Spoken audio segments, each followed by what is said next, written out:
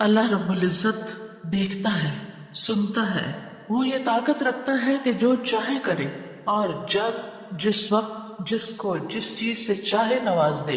اس لیے اگر ہمارا یہ یقین ہے کہ ہمارا رب ایسا ہی ہے تو اس چیز سے ہمارے اندر دعا کا جذبہ اور زیادہ پیدا ہوگا۔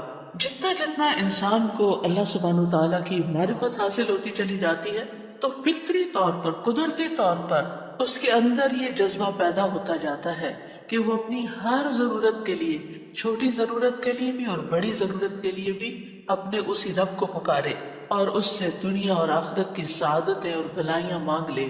وہ اسی کو اپنا کارساز بنا لے، اسی کو اپنا مددگار سمجھے۔ اس لیے دعا کرتے رہنا چاہیے۔ دعا کا نہ کوئی خاص وقت مقرر ہے کہ اس وقت کا آپ انتظار کریں تو دعا کر سکتے ہیں، نہیں، آپ ہر وقت دعا کر سکتے ہیں، اور نہ ہی اس کے لیے کوئی خاص قسم کا عمل کرنے کی ضرورت ہے کہ وہ عمل کریں گے تو ہی دعا کر سکتے ہیں، نہیں، اور نہ ہی اس کے لیے کسی زبان کی پابندی ہے کہ صرف آپ عربی میں ہی دعا کر سکتے ہیں۔ آپ اردو میں، اپنی مدر ٹنگ میں، کسی بھی زبان میں آپ دعا کر سکتے ہیں۔ وہ دعا اللہ تعالیٰ تک پہنچتی ہے، وہ دعا کو سنتا ہے اور اپنی حکمت کے مطابق اس کی قبولیت کا فیصلہ کرتا ہے کہ کیا بندے کو یہی چیز دے دی جائے جو وہ مانگ رہا ہے، یا اس سے بہتر کوئی چیز دی جائے، یا پھر اس سے کوئی بلا ڈالی جائے، یا اس کے لیے آخرت میں ذخیرہ کر لیا جائے، کیونکہ اس کے باقی اعمال اتنے نہیں ہیں کہ جن کی بنا پر یہ وہاں نجات پا سکے گا، تو اسے دنیا میں اس کی من پسند چیزیں دینے کی بجائے اس کے لیے آخرت میں اعمال کا ذخیرہ کر دیا جائے تاکہ اس کی آخرت میں نجات ہو سکے۔ لہذا ہم سب کو دعا کرتے رہنا چاہیے۔ دعا عظیم عبادت، شرف والی عبادت، وہ عبادت جس کو اللہ تعالیٰ پسند کرتا ہے، وہ عبادت کہ جسے چھوڑ دیا جائے تو اللہ تعالیٰ ناراض ہوتا ہے۔ دعا توحید کی بنیاد ہے، یہ ہمیں اپنے رب سے قریب کر دیتی ہے، اس سے ہماری مشکلات آسان ہوتی ہیں، تکلیفیں دور ہوتی ہیں، ہمیں برکتیں حاصل ہوتی ہیں۔ لہذا جو مشکلات سے نکلنا چاہتا ہے وہ دعا کو اپنے لیے لازم کر لے، کیونکہ اللہ تعالیٰ ہی پریشانیوں کو دور کرتا ہے۔ اَمَّن يُجِيبُ الْمُضْطَرَّ إِذَا دَعَاهُ وَيَكْشِفُ السُّوءَ، بھلا کون ہے جو لاچار کی فریاد رسی کرتا ہے جب وہ اسے پکارتا ہے اور اس کی تکلیف کو دور کر دیتا ہے۔ تو جو شخص بھی مشکلات سے، پریشانیوں سے نجات چاہتا ہے اس کے لیے ضروری ہے کہ وہ دعا کو لازم کر لے، کیونکہ اللہ تعالیٰ ہی پریشانیاں دور کرتا ہے۔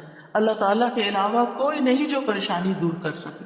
وقتی طور پر کوئی آپ کو دلاسا دے دے گا، کوئی آپ کی ہمت افزائی کر دے گا، کوئی آپ کا دکھ بانٹ دے گا، لیکن آپ کی مشکل صرف اور صرف اللہ تعالیٰ ہی حل کر سکتا ہے۔ وَإِن يَمْسَسْكَ اللَّهُ بِضُرٍّ فَلَا كَاشِفَ لَهُ إِلَّا هُوَ وَإِن يَمْسَسْكَ بِخَيْرٍ فَهُوَ عَلَى كُلِّ شَيْءٍ قَدِيرٌ، اگر اللہ تجھے کوئی تکلیف پہنچائے تو اس کے سوا اسے کوئی دور کرنے والا نہیں، اور اگر وہ تجھے کوئی بھلائی پہنچائے تو وہ ہر چیز پر پوری طرح قادر ہے۔ ہم دیکھتے ہیں کہ عام طور پر لوگ مشکل وقت میں اللہ تعالیٰ کے سوا سب کو بھول جاتے ہیں، آخر میں انسان صرف اللہ ہی کو یاد کرتا ہے، اور یہ صرف مسلمان کے ساتھ ہی نہیں، نان مسلمز کے ساتھ، شرک کرنے والوں کے ساتھ، الحاد کا رستہ اختیار کرنے والوں کے ساتھ بھی یہی معاملہ ہے۔ اور اس میں ہم دیکھتے ہیں کہ ایک مرتبہ جب اکرمہ بن ابی جہل نبی صلی اللہ علیہ وسلم سے بھاگ کر کشتی پر سوار ہو گئے، مکہ سے بھاگ گئے اور پھر جزیرۃ العرب چھوڑنا چاہا، اور جس کشتی پر بیٹھے وہ سمندر کے بیچ میں جا کر ڈوبنے لگی، تو کشتی کے مالکوں نے کہا کہ لوگوں اخلاص کے ساتھ دعا کرو۔ اخلاص کا مطلب یہ ہے کہ بتوں کو بھول جاؤ اور صرف اللہ سے دعا کرو، اس لیے کہ اس کے ڈوبنے کو صرف اللہ ہی بچا سکتا ہے۔ تو اس وقت جو چونک اٹھے کہ اسی چیز کی دعوت تو ہمیں محمد صلی اللہ علیہ وسلم دے رہے ہیں۔ اس وقت انہوں نے عہد کیا کہ اگر آج اے رب تو مجھے بچا لے گا تو پہلا کام میں یہ کروں گا کہ میں محمد صلی اللہ علیہ وسلم کے ہاتھ میں اپنا ہاتھ دے دوں گا، میں اسلام قبول کر لوں گا۔ اور پھر آپ جانتے ہیں کہ اکرمہ بن ابی جہل نے کس اخلاص کے ساتھ اسلام قبول کیا، تو دعا کی قبولیت ہی ان کے اسلام کا ایک ذریعہ بنی۔ اور دعا کرنے کی تین صورتیں ہیں، ایک تو یہ کہ اللہ تعالیٰ کی توحید بیان کرنا، جس میں انسان کہتا ہے یا اللہ لا الہ الا اللہ لا الہ الا انت سبحانک انی کنت من الظالمین، یہ دعا کا ایک طریقہ ہے۔ یہاں آپ صرف اللہ تعالیٰ کی توحید بیان کر رہے ہیں، اپنی کوتاہیوں کا اعتراف کر رہے ہیں، پھر اسی طرح آپ کہتے ہیں ربنا، اے ہمارے رب، یہاں بھی آپ اپنے رب کو رب کہہ کے پکار رہے ہیں، گویا اللہ تعالیٰ کی تعریف کر رہے ہیں۔ اور پھر دوسرا طریقہ یہ ہے کہ اللہ تعالیٰ سے انسان صرف بخشش کا سوال کرتا رہے اور رحمت کا سوال کرتا رہے، جیسے استغفر اللہ استغفر اللہ استغفر اللہ، کیونکہ اگر آپ کی بخشش ہوگی تو آپ کے راستے میں جتنی بھی مشکلات ہیں وہ خود بخود حل ہونا شروع ہو جائے گی۔ یعنی آپ کو اس وقت کہنے کی ضرورت نہیں ہوگی کہ یار اب مجھے یہ چاہیے، مجھے وہ چاہیے، آپ صرف یہ کہتے ہیں کہ اللہ وہ گناہ جو میرے اور تیرے بیچ میں حائل ہو گئے ہیں، جو تیری رحمت تک مجھے پہنچنے نہیں دے رہے، یا رب تو ان کو دور کر دے، تو مجھے معاف کر دے۔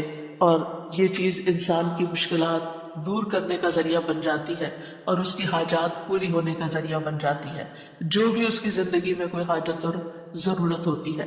اسی طرح کبھی آپ اللہ سے صرف رحمت کا سوال کر رہے ہوتے ہیں، یا حی یا قیوم برحمتک استغیث، صرف رحمت مانگ رہے ہوتے ہیں، کیونکہ اگر اللہ سبحانہ وتعالیٰ کی رحمت آ جائے تو ساری مشکلات ہی آسان ہو جائیں، پھر تو کوئی غم غم ہی نہ رہے، کوئی پریشانی پریشانی ہی نہ رہے۔ اور تیسرا طریقہ ہے کہ انسان اللہ تعالیٰ سے اپنی دنیاوی حاجات مانگے یا آخرت کی ضروریات مانگے، جیسے اے اللہ مجھے مال دے، اے اللہ مجھے اولاد دے، اے اللہ مجھے گھر دے، اے اللہ مجھے گاڑی دے۔ اور صحابہ اتنی چھوٹی چھوٹی چیزوں میں مانگتے تھے، جیسے جوتی کا تسمہ اگر ٹوٹ گیا تو بھی اللہ سے مانگتے تھے، چھوٹی سے چھوٹی ضرورت سے لے کے بڑی سے بڑی ضرورت تک براہ راست اللہ تعالیٰ سے مانگی جا سکتی، اور اس میں کوئی عیب کی بات نہیں، کوئی گناہ کی بات نہیں۔ وہ آپ کا رب ہے، وہ سب سے زیادہ آپ کا خیر خواہ ہے، لہٰذا آپ اس سے نہیں مانگیں گے تو کس سے مانگیں گے؟ اور وہ جو سب کچھ دینے پہ قادر ہے، اس سے نہیں مانگیں گے تو کس سے مانگیں گے؟ لہٰذا اس کو پکارتے رہنا چاہیے۔ تو نمبر 1 طریقہ صرف اللہ کی توحید بیان کرنا، اللہ کی تعریف کرتے رہنا۔ عرفہ کے دن کی سب سے بہترین دعا کیا ہے؟ لا الہ الا اللہ وحدہ لا شریک لہ لہ الملک ولہ الحمد وہو علی کل شیء قدیر۔ اس میں کیا مانگا آپ نے؟ کچھ بھی نہیں، آپ نے صرف اللہ کی توحید بیان کی ہے، لا الہ الا اللہ کہا ہے، وحدہ کہا ہے، لا شریک لہ کہا ہے، اپنے آپ کو اللہ کے لیے خالص کیا ہے، یہ دعا ہے۔ اور پھر دوسرا یہ کہ استغفار اور رحمت کی دعا، اور تیسرا کوئی بھی ضرورت جو ہو کسی بھی زبان میں، کسی بھی چیز کی، روحانی، جذباتی، مادی، دنیا کی، آخرت کی، کوئی بھی چیز وہ مانگتے چلے جائیں۔ ہم دیکھتے ہیں کہ انبیاء علیہ السلام اپنی حاجات اللہ تعالیٰ کے سامنے رکھتے تھے، مشکل وقت میں اللہ تعالیٰ کی طرف رجوع کیا کرتے تھے۔ کانوا اذا فزعوا فزعوا الى الصلاۃ، یہ حدیث ہے مسند احمد کی۔ انبیاء پر جب بھی کوئی پریشانی آتی تو وہ نماز کی طرف متوجہ ہو جاتے تھے، نماز پڑھنے لگتے تھے۔ اور کل ہم نے پڑھا تھا کہ دعا کی 2 بڑی قسمیں ہیں، دعائے عبادت اور دعائے مسئلہ۔ کہ عبادت بھی بذات خود دعا ہے، دعائے حال ہے، یعنی ہم ایسی حالت میں ہیں، ایسی عبادت میں ہیں کہ جو اللہ کی رحمت کو ہماری طرف متوجہ کر رہی ہے۔ انسان سب سے زیادہ اللہ کے قریب کہاں ہوتا ہے؟ سجدے کی حالت میں، اقرب الیہ، لہذا خوب خوب وہاں دعا کرنی چاہیے۔